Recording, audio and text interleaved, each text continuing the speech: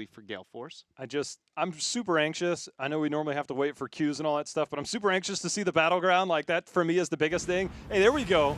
Is it going to be, okay, Dragonshire picked up for No Tomorrow, and that is an interesting thing for me for Gale Force, because I kind of expected them to pick Battleground and then wait for the Garrosh to make it over to them for their first 2 picks and take that away. Because I think if you take first pick, you're likely giving up that Garrosh to the side of No Tomorrow. And I think that's kind of what did them in a little bit in this one. I don't think they're going to get the Maiev. I don't think they're going to get the Medivh. So they better have something up their sleeves. And when we look at Dragonshire, I mean, we saw Dahaka being taken away from what was potentially B-Kids. They don't highly prioritize the Malthael. So depending on if they take first pick, if we see Garrosh in the first rotation on the side of No Tomorrow, maybe an early Malthael, but I feel that would be a forced and losing control in terms of the draft. So there's a lot to consider in the early part here. No, I completely agree with you. I think that the Garrosh and where he falls into the draft towards the second big team, that has been a pretty common trend for all of the teams here. But with the impact that it has had in these games, mixed with the Maiev factor coming in, you got to be asking yourself, you know, if your first pick Gale Force Esports, do you consider just banning that Garrosh? You know, put it in a position to go like, let's mix that up. You can expect the Medivh onto one side or the Maiev coming out the other end. And if you get the Maiev, I would say that's a pretty big win. Man, I don't know. It's an interesting question. I would like to see it just banned out from Gale Force if, you know, they consider it that big of a threat whatsoever.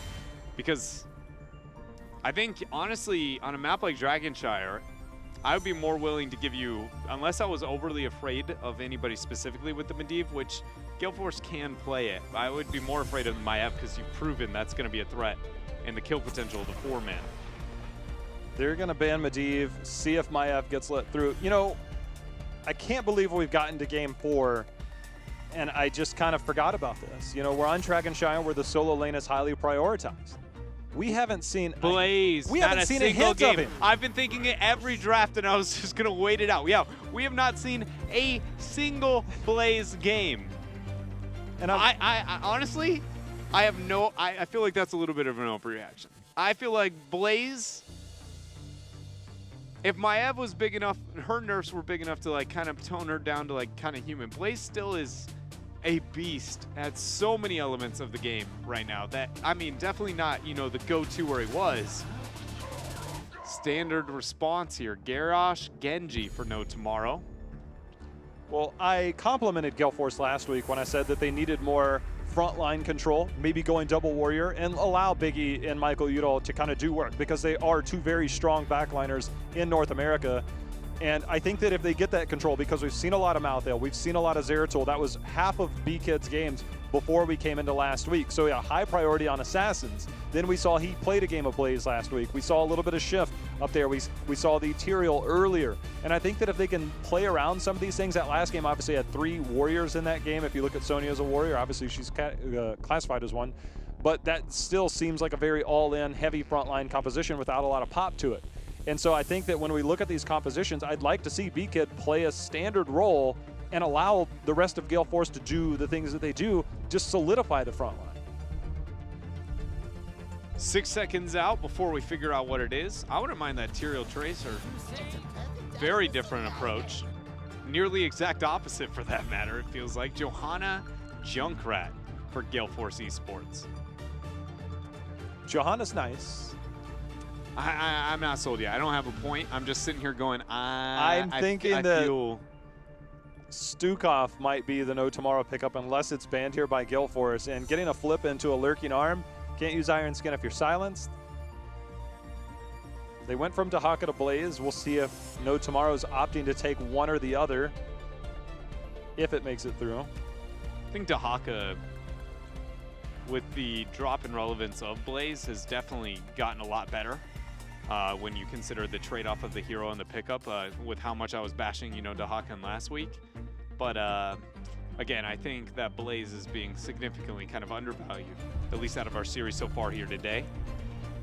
Might get a ban though. Nope, that might be giving him too much credit. Tracer's being hovered. I really feel like unless No Tomorrow's going to go Malthael, the Gale Force will happily pick that up. And that's kind of like a double-edged sword, right? Like, it's good because you can deal with the Garrosh on the front line with the percentage-based damage, but bad because you lose that front line control that I'm thinking that Gale Force needs. But it is a map that heavily prioritizes the solo lane, so you can get away with that trade-off a little bit better. But late game and team fights and stuff like that, Malthael might become a liability, more so than somebody like a Blaze.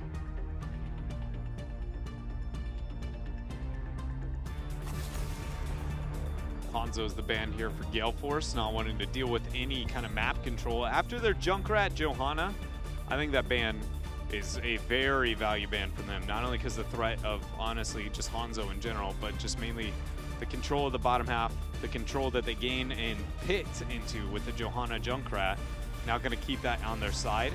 I didn't think about this, but I would, you know, you were talking about that top lane and the Malthael. Another one that I actually wouldn't mind with the Junkrat being as high as it is, you can just still go into the Leo, still match it up onto the top half of Leo, Johanna, Junkrat. It's a bit slower play, but it's one of those, if you win the map hard enough, who cares, right? And Dragonshire can cater to that. Jaina or Gul'dan? I hope feel Gul'dan is screaming at me when I think of Shrite. They still go Jaina. Not a terrible option. Doesn't have the same frontline control against the Johanna because of the iron skin. But if you can isolate somebody with the Garrosh, with the Stukov lurking arm, then you can get that follow-up burst damage and potentially get those resets again that we saw come out from Casanova on Genji. Gale Force still has to commit towards what that solo will be and who that other backliner is. Something with a bit more, you know, single target focus is typically what we would expect. Yeah, the Junkrat kind of fills that role of he can help with the camps, he can clear on the wave clear, complements well with Johanna to get the good splash damage off of his grenades, and then you kind of flex that second hero on that backside. I feel like I'm missing something here, because if you go Malthael, nobody's getting a kill unless you go last rights, which I guess you could make the argument into the Garrosh, more common of a Kerrigan pick. Tyrael, there you go. There's the Dahaka. Chromie. Ooh, interesting.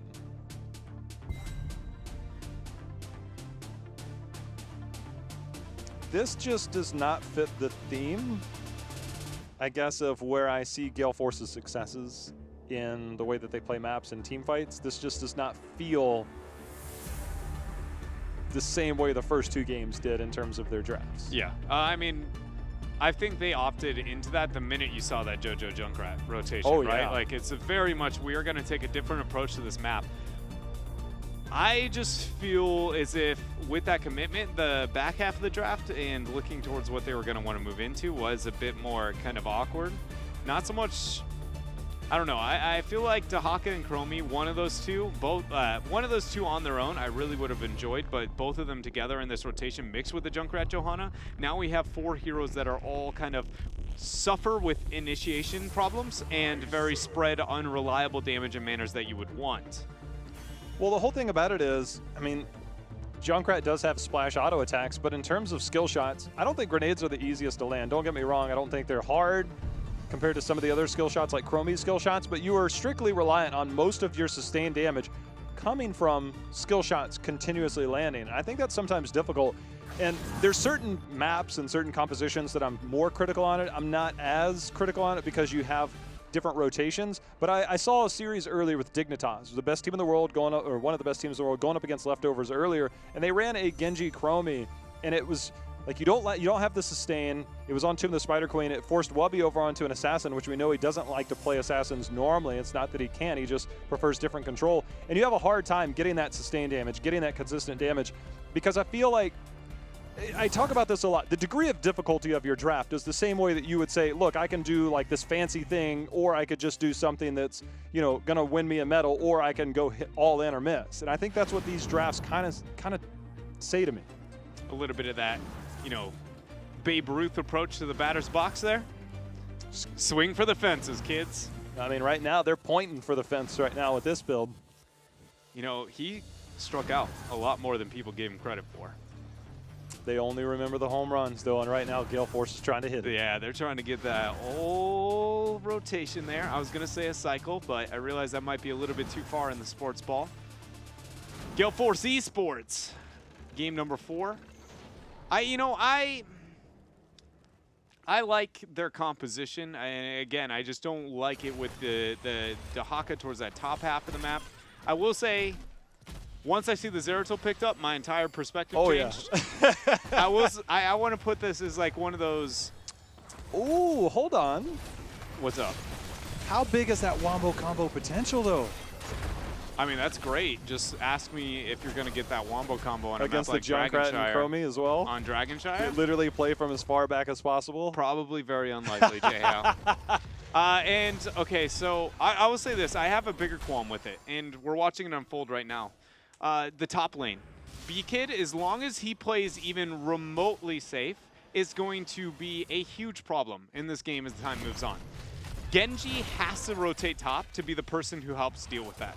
So Zeratul, Genji are going to be top lane 2v1ing a Dahaka a majority of the time. It is almost necessary for that to be the case. As this wave goes on and the scaling continues, B-Kid will be only more problematic for Equinox to be able to deal with. And so it's just, I'm really wondering, is there going to be enough, commitment towards that Zeratul to deal with the Dahaka into the top half of the map? Like, is it committing too much focus into killing Dahaka? Because we were just talking about like that. Is this going to be the necessary pick? Dahaka's biggest strength is he's never a threat. Fury just burned Iron Skin. Good juke from the lurking arm. Akaface comes over with the support, making sure that everybody can rotate out safely. Both Siege Giants are picked up by both teams almost simultaneously on the bot lane. Gale Force the first to make their rotation over. They'll clear that up, and I really wonder if we might see No tomorrow. Although Jen going in, Iron Skin's used to make sure he doesn't get tossed over. You can see the extra slow being added there, but Jen not able to get it. Fury able to escape the clutches there, but I really wonder if No tomorrow might make a little bit earlier rotation towards that night camp up at the top left to maybe lend some support over there. Lot of poke down here. Even got a collapse from Mikey Dahl. Concussion mine not going to land there. Cyber agility out. This is something we alluded to earlier. Shrite obviously likes to go slightly different builds. This time we obviously see the extra slow at level 1. But we see Arcane Intellect at level 4 to make sure that you get mana back when you auto-attack heroes that are already chilled. It's a way to kind of self-sustain in that mana. If you don't go the regen at level 1, you just kind of need some type of mana regen at all. Arcane Intellect seems to be kind of like his secondary backup option. Oh, Mikey Dahl caught out in rotation. Casanova, good job there. First blood now for No tomorrow. We got to use this time frame to get pressure back out on both of those shrines. I will say Equinox is doing a pretty good job so far of keeping, B-Kid thwarted back. We did see the first wave, they got the pressure catering towards the top half, but that was the only time there was really that much of a visit towards the top half. If Genji can make enough threat happening on other parts of the map with this Garrosh like this, they'll never need to cycle top. Very impressive play here for No tomorrow, getting 2 kills over what you would consider a very safe, very controlling 4 in a safe, solo. This is more No tomorrow being extremely proactive than that of Gale Force kind of slipping up. They keep up this pace, we might have a game 5. Equinox He's just got revealed blinked. though. If he can, oh, he's got to stay full. His blink is still a ways away.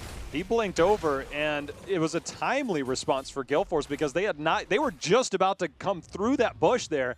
Had he seen that, he might have just held it and then blinked away. Instead, trying to be a little bit cheeky there, and then the rest of Gale Force making their rotation up. Shrite gets the slow in response. Akaface is going to go down as Casanova comes in and cleans house. B-Kid, he's going to get tossed over. Essence is going to be there, forcing him to burrow under.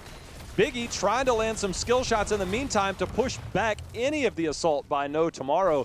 He is successful, but the damage is done as Akaface goes down. Yeah, great job there from, Jay Shrite originally to make the rotation down, but then big impact hitting those spells at the very end there to make sure that there was no more aggression from No tomorrow, only making that a 1-for-1 trade on the map. If anything, though, I'm more impressed from No tomorrow to be able to get some kind of response on a different half of the map whenever they're losing on one section. That is often the first mistake you see teams kind of make on a map like Dragonshire is you go, oh, hey, we're struggling on the top half, and you go top and answer to it. And the answer is the rotation will always be too slow. So just look on the opposite side and try and get something there. Even if it's just 25% of a turret. That's something better than the... I really hope people at home are listening. I hope so, too. I mean, that's one of the biggest things. Fury, he's trying to get out of here, but that's going to be a slow and a kill there for No tomorrow. Fury, very aggressive there. The rest of the team not able to do much. Oh, that time trap saves him. Another trap. Oh, Casanova took a huge chunk of damage there. big impact, making it rain on that Chromie. That temporal loop was the pickup too when it comes to heroics. Not something we see too much anymore. But I really like it. Everybody, at least the Jaina is going to be vulnerable for some time. Stukov. The Genji and the Zeratul, less so, but you can gain a bit of distance and force out maybe a secondary TP from those two. Garrosh is not so vulnerable with the Indomitable, but Jaina, also he has armor, so that's pretty neat. That's not bad. Jaina sitting at about 4,700 damage on her trait, on her built-in trait, but you get 15,000 and you'll have that ice block that's needed. Concussion Mine going to buy Fury a little bit of time as he walks away.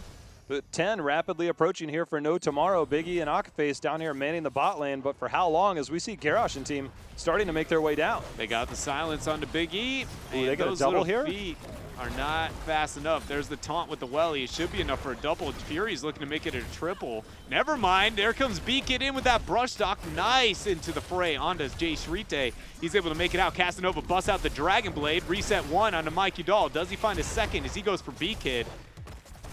That's going to be all she wrote. 3-for-0 trade. No Tomorrow. Claiming both the Shrines' first Dragonite of the game and a full level lead. Look at this, Jay-How. This is just them turning it up. I don't know. It's so hard because when we started this series, we talked about how we had potential fireworks, how competitive this would be, and then Gale Force comes out. And there's no nice way to put it. They stomped No Tomorrow. In the first game, they had 19 kills to 0 deaths. In the second game, it was something like 20 to 8. And then all of a sudden, No Tomorrow woke up. And they are literally mirroring the success that Gale Force had in the first 2 games. And Gale Force, so far in the early part of this Dragonshire game, has no answers at all. And you know that lingering not like this, I feel like in the back of the minds of Gale Force Esports after what happened last week with the reverse sweep and the kind of, confidence that can kind of take away from you as a team. We'll see when the brush talk comes in. There it is. Condemn on a 3. Jin gonna eat a blessed shield. Silence used, isolation, and everything going to be used there. Bit of miscommunication, but it still is not going to cost Gale Force Esports. They end up getting 2 kills here. Akaface able to get into this void, keeping him alive from the welly. Cheeky little play there.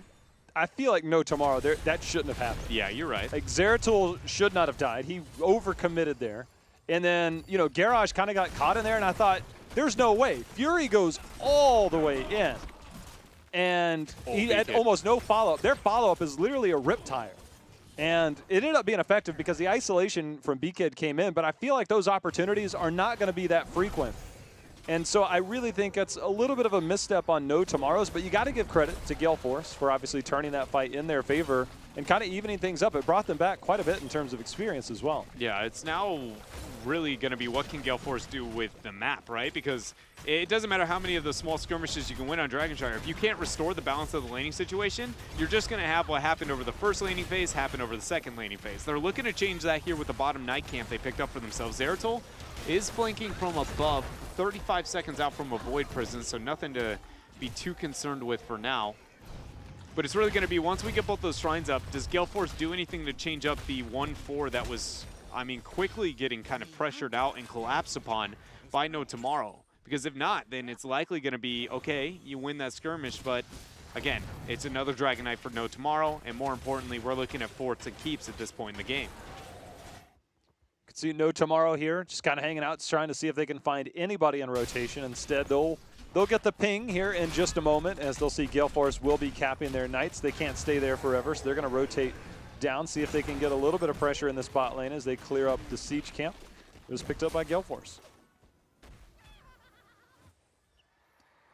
Dahaka will get an instant pickup towards top.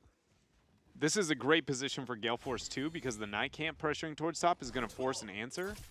Genji actually moving up to get the stall out here, so there's no threat on a Dragonite. Very well done. There goes the welly, and now B-Kid's out too far. He used his essence there. I don't think it's going to be enough to buy him any bit of time, as Casanova makes sure that he makes his death nice and swift. He definitely could have gotten out of there in time after that initial Genji Swift Strike to just move into the shrub and then get the passive move past the wall. Interesting choice to be able to stick out that long. Maybe taunt if there was any. I don't know. That was a terrible place for him to be in, though. Yeah. It was definitely going to be punished, and now maybe more punishment on the bottom half. Junkrat's still on top as that Void goes down. Twilight Dream only hits one. Casanova, Dragon Blade, one hack. He's like, okay, we'll take the Chromie. 9 kills to 3. Things are quickly crumbling here for Gale Force. Like, the last 2 minutes has been pure chaos in terms of decision-making post-winning that skirmish.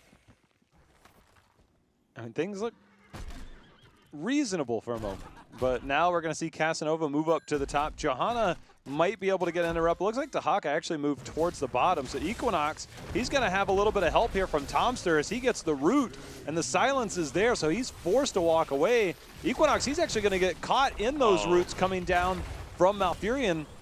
The tongue lands on Equinox. Is he actually going to get out of here? He will end up getting the, teleport out, even come back for that bomb. Singularity spike to be able to hit. Akaface keeps himself alive from Jin, but we do end up losing ourselves the Dahaka. Stukov hits like a truck. Like, just landing that Singularity spike was enough to get a slow onto Dahaka for Tomster to get 2 big auto attacks in. Any other support, you're probably going to get out of there if you're that Dahaka, but Stukov packs a mean punch. It's like everyone is a feral lunge, like every auto attack from Stukov hits like a feral lunge from Rhaegar. It's insane. It feels so impactful, and it's got a pretty cool audio cue too. Middle fort now dropping. 16 is here for No Tomorrow, and until Gale Force can claim the same for their own, probably going to be forfeiting every structure No Tomorrow decides to look at. Bottom fort is the next focus for them. In terms of questing talents, Chromie sitting at 34 stacks. Jaina on her trait sitting at about 10,000 damage, so about 2/3 of the way from completing that trait quest to give herself that ice block. As you can see, the DK starting to work their way forward. Equinox is looking for any opportunity to try and get that VP down. Wow. Just going to blink in, blink out. Very big value there from that wormhole in. Getting that much Q damage out at this point in time is... one of those, Zeratul very rarely gets to kind of hit himself with the 3 to 4 man Qs. And if he keeps that up, No Tomorrow's going to be looking to follow that up with a Void, not just a, kind of poking and prodding. The Dragonite was the main reason they aren't going to get too aggressive beyond that point. Not the best team fighting tools. And when it's all said and done here, teams are going to back out, go to their Giants. This is up to Gale Force to do something during this time frame. It really, it is 100% up to them to make something happen. Otherwise, we're going to find ourselves with that kind of, cycling rotations, forcing the picks at certain points over those shrines. Seems like it would be bottom if they're going to focus anywhere. Yeah, they have the vision. You could see that the members were rotating down as they finished that middle wave. And no rotation whatsoever. As Dahaka, he's going to show top here in a moment. Junkrat just now finished cleaning up. It looks like they're willing to concede that to try and get a top lane push. If Gale Force can hold this bottom lane, which they're going to have Knights and Giants, and this is one heck of a defense that they'll have, but if you can get that top lane push, get the fort down, you can neutralize some of the experience. But No Tomorrow not willing to commit to that push at all in the bot lane. They're not going to commit to it, which is going to allow for a free clear on the side of Gale Force. It would lead to a free top fort for No Tomorrow afterwards if they want it for free. Ideally, the answer is, yeah, we should probably take this just to further the race to 20 before the next shrine phase. Other than that, you're just going to be rotating around looking for picks, and it's not anywhere obvious that the members of Gale Force necessarily need to be.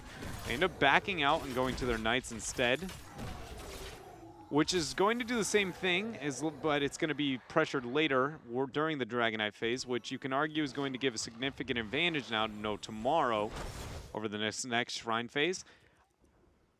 I personally, it's one of those I would have liked to see you take the front wall, then do it, one of the two. This is one of those kind of not as much as they could have, but it is going to be the safe choice. Very safe. I actually was looking at you like, are we seeing this? Are we seeing this right now? But they are controlling rotations, I guess, if you want to look at it that way. You can see Equinox going in, getting a bit of damage. Concussion mine by Michael Udall, going to buy himself a little bit of space there.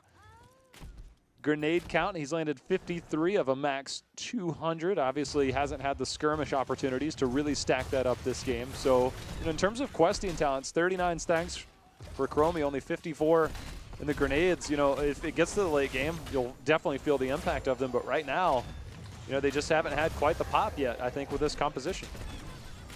I feel like most of the initiations they haven't even had as a full 5-on-5. Like, to be honest, I feel like we haven't gotten a full skirmish, which that was normally my criticism. Okay, Fury. Third time's a charm walking in. Blessed Shield, Temporal Loop.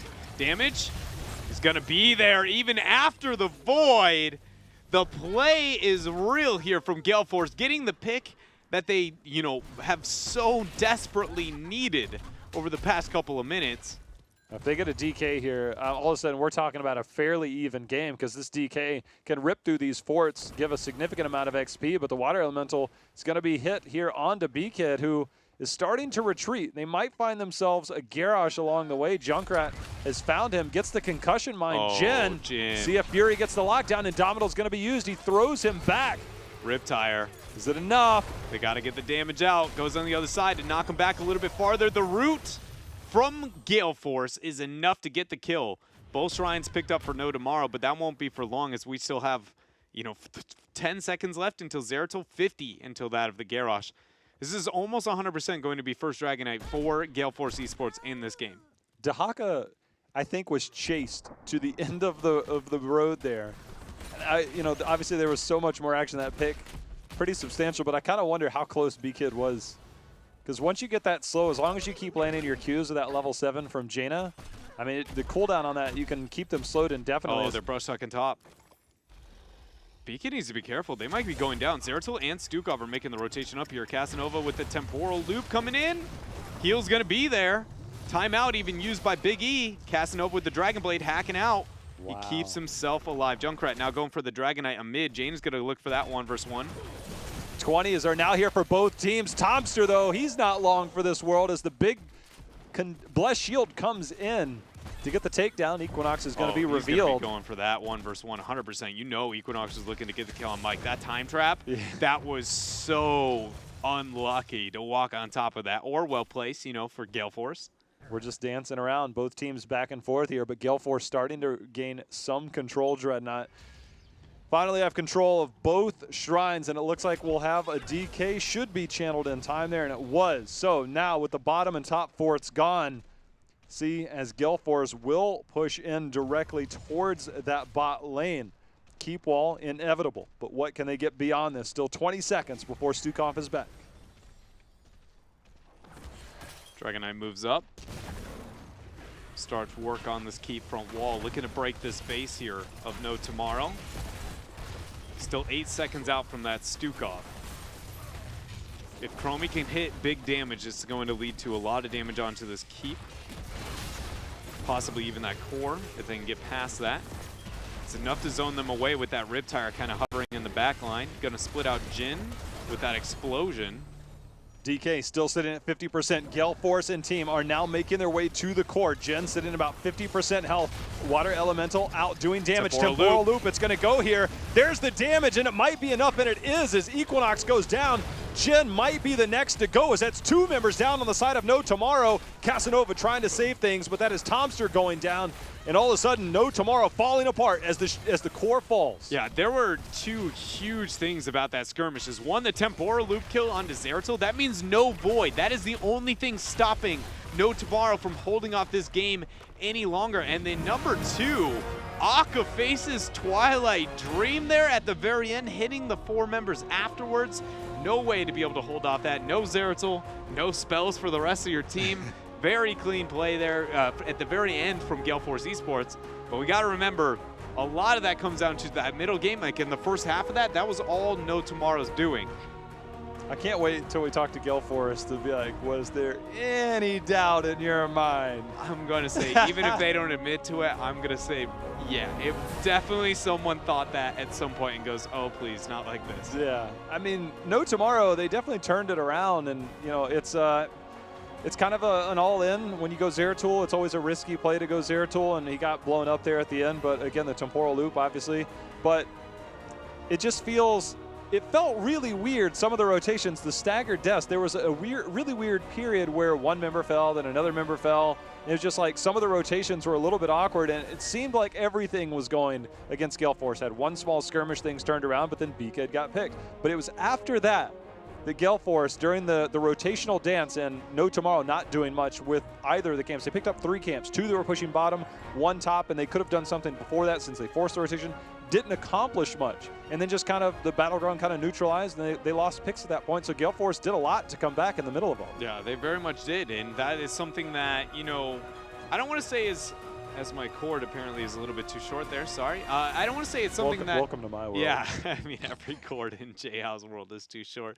I don't even remember my point. It was something along the lines of, you know, their performance from Gale Force and, like, able to mentally come back into that is something that they're a team we look at and we go, they're good, right? And they have been one of the, you know, kind of staples in North America for some time, but they've never been that outstanding squad. There's been moments where we've expected that from them, or their roster kind of, you know, presents enough hype for that to kind of be there. But I don't feel like we've seen that kind of mentality of being able to recollect themselves, readjust, and be able to come back into games. So that being said, it is against No Tomorrow. I think you should feel confident, and you should say we are the better team and be able to display that. But it is a rare trait that we normally don't get from them, and another one of those kind of, it feels like GFE, you know, they're taking baby steps forward to have solid improvement here.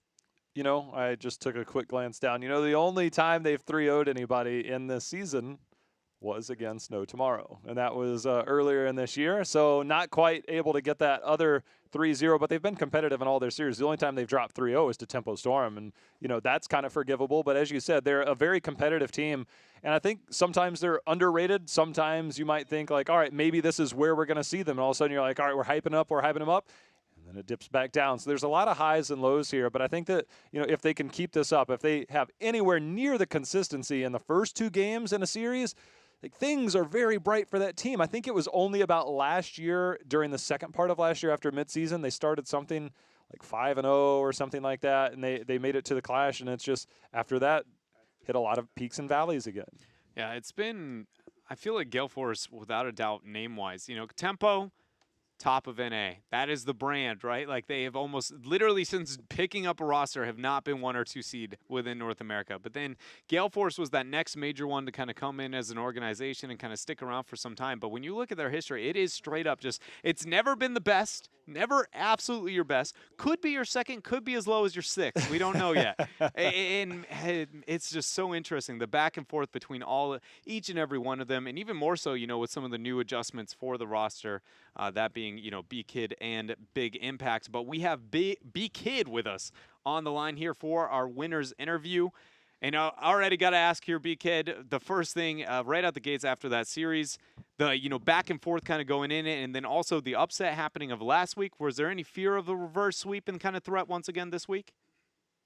A little bit, yeah. Because after the 3rd game when we lost, I was kind of scared. But at the end of the day, you know, back to back Crucible champion, so win-win situation for me. Just getting another title under your belt, right? That's all it would be. Exactly. Totally expected there. You know, so about, you know, today's games, it feels like there is a game 1 and 2 version of Gale Force Esports kind of showing here, and game number 1 and 2 versus Heroes Hearth like last time, and then kind of the back end of the series, things get a little bit more difficult. Can maybe you shed some light on maybe why that trend seems to exist there, or what you guys are kind of doing to maybe tackle that? I think today, 3rd game, our draft was kind of wonky. I mean, I'm an offlane player. I mean, I can play tanks too, but just I didn't feel comfortable just rotating material. I didn't like the comp actually, so I think it's draft issue. I think we were playing fine, but our draft was kind of hard to play with against their comp. So you guys look at game 3, and a lot of that just kind of comes down to draft from you guys' perspective? I think so. Okay. I mean, I think that's probably fair to a certain extent. I was just curious, you know, do you guys, I guess, again, that kind of dominance that you're able to perform in some levels, that I guess more than just this series and specifically, because it feels like there are Gale Force 1.0, which is going to body nerds, and Gale Force 2.0, which is like, we might body some nerds.